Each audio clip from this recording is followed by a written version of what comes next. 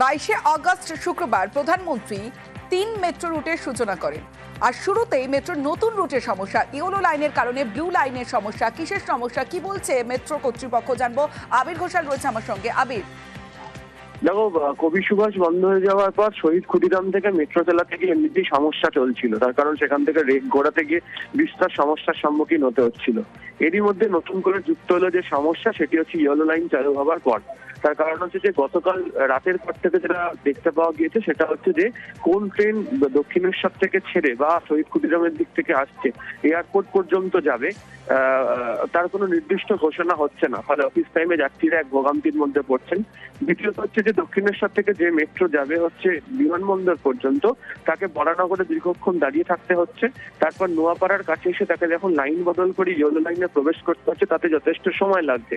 তারপর নোয়াপাড়াতেও দীর্ঘক্ষণ অপেক্ষা করতে হচ্ছে। তারপর সেটি যাচ্ছে হচ্ছে বিমানবন্দর। আবার বিমানবন্দর থেকে তাকে যখন নিয়ে আসা হচ্ছে, সেটিকে সেই রেকটিকে যখন শহীদ ক্ষুদিরামের দিকে পাঠানো হচ্ছে, তখন লাইন চেঞ্জ করতে গিয়ে বিস্তর সমস্যার মধ্যে পড়তে হচ্ছে।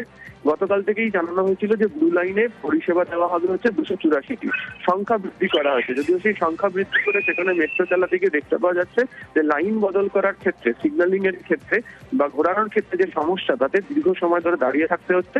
এর আগেই দেখতে পাওয়া গিয়েছিল যে কবি সুভাষের সমস্যার কারণে বহু সময় ধরে যাত্রীদেরকে অপেক্ষা করতে হচ্ছে, নির্দিষ্ট সময় মেট্রো আসছে না।